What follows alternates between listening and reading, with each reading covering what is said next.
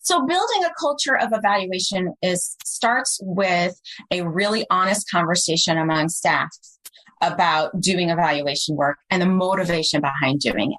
If the motivation is we feel mandated, right? So it's a culture of compliance.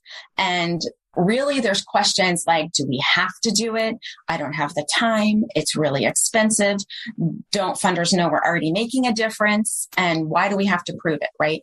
So that keeps people in these beliefs like stuck, that it takes too much time, it takes too much money, and it's really blocking them from that learning opportunity. Typically, that culture of compliance, if you go deeper, it really comes down to some sort of fear that they'll learn it's maybe something's not working. There's a fear around job security, fear of losing funding. I'm not saying this is true for everybody, but there's some people out there I'm probably hitting a nerve going, oh God, she's right. I didn't realize that. So, I mean, right, like that fear.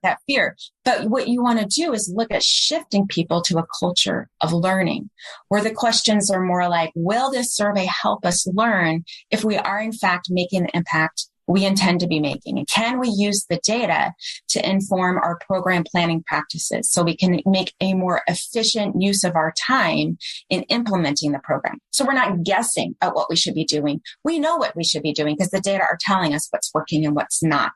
So then the belief system is rooted in data are needed for continuous program improvement, period.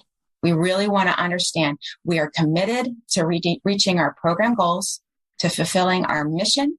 And we're going to use data in order to make sure we are on the path to accomplish that. So that's really like, I'm on like both sides of the spectrum there, right? The culture of compliance and the culture of learning. Most organizations fall somewhere in between, right? Of like, they're not completely one way or the other, or maybe they have a couple of people one way or the other. But the way to make the shift is to have that open conversation and kind of describe what I just described, right? And have that conversation of like, why aren't we doing this? Or why are we doing it this way? Why are we feeling mandated? How can we be doing it better so that we're learning? So it's really coming from a place of learning, a place of curiosity, rather than a place of fear.